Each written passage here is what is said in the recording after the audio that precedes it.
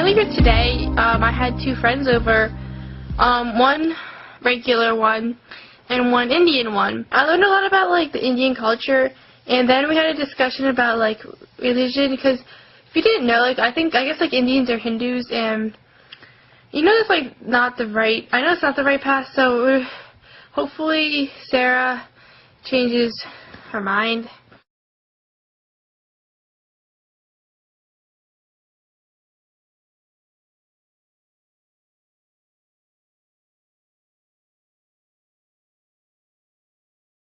She's Indian. It's like an African country in Asia. Okay, you can say yourself Asian or African. Well, Asian. I would say. But you look African, but you're Asian. But I am not African. I am Asian. Well, why are you so dark then? Like. Because I'm from Asia. Why aren't your like eyes pointy? So you're Christian. Are you? I mean, what are you? You believe in God, right? Well, of course, God is God. I'm not a Christian. I have never read the Bible in my life. Sarah, you don't understand. Okay, if you don't it's okay. I know you were, raised that way, but if you want to go to heaven, you have to convert sometime before you die. But I do not understand why I have to convert. Because if you want to be saved and go, but you have to be baptized too, right? Yeah, or I think you should just be baptized. I believe because I'm Hindu. That is why. Yeah, but why don't you change if you're wrong? Change if you're wrong. Believing in multiple gods is a sin. But I've never learned your way. I will teach you. It's the right way though,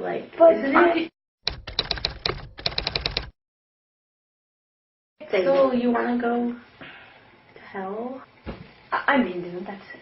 But what do Hindus even? Okay, you are not Hindu. You just think you are. It's like there's some block there, and they're just not open enough. I guess it's hopeless. Maybe you did nothing. You have to just say no to the devil and say yes to Jesus. Really, that's what it comes down to. Okay, it's really frustrating. I don't know. Okay, I know it's not your fault you're Hindu, but I can't know if I can be around that type of person. Like someone that can't let Jesus in. I know what you mean, it's hard. You're not a bad person, but it's just, you just need to try. You're going down the wrong path. Okay. I can talk to you, but I don't know if we can be friends. What? It was nice meeting you.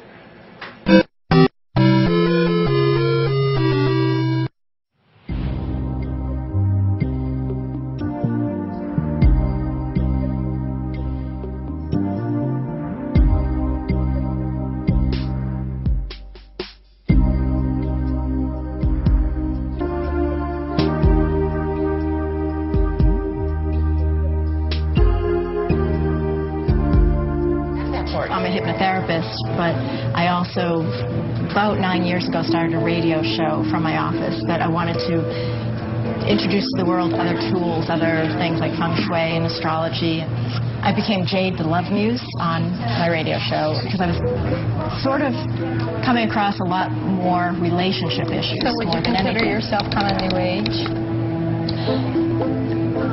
No, I don't. So what's your spiritual background? Do you go to church? Well, I was Catholic until 8 years old, and then my parents found the Unitarian Universalist Church. What exactly do they believe? We're all one. We're all equal. We're people of so we're all one and religions. equal with the rapists, the terrorists. You're not a Christian, in other words. No, I believe in God, and but I'm in a Do you believe in God, or do you believe in a higher power? Not higher power.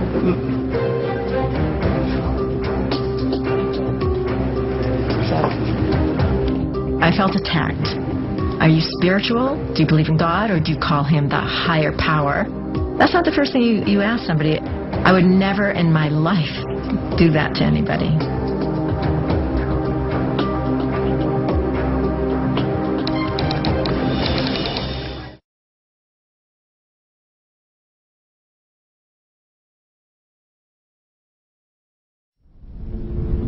My grandmother died from cancer. My mother and grandfather prayed for her, but no help came. She died in 2006. God did nothing to help her, not with her pain, not with anything. I was a teenager when I started having serious questions and concerns about my church and my beliefs. Somebody asked me, do you believe in God? And I said, actually, no.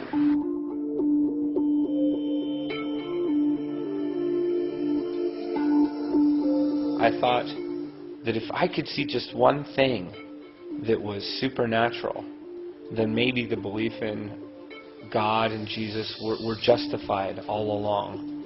Well, I was raised Christian. I was Christian pretty much all my life.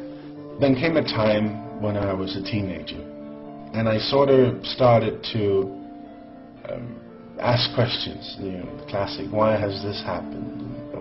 Being a bit skeptical about what I had been taught, which was difficult because you don't want him to hear it. Children are dying every day in Africa or anywhere else in the world from starvation. But no help ever comes, no matter how much they pray and no matter how much faith they have. I didn't worry too much at first because I thought that my pastor and my fellow Christians would have satisfactory answers to all of those concerns. But as time passed, it became apparent to me that they didn't have any answers at all. The origins of things, Adam and Eve, for example, I was always taught that it was true, but whenever I asked a question, I wasn't answered. One sunny Saturday afternoon, I sat down with my Bible and decided I was going to read it cover to cover.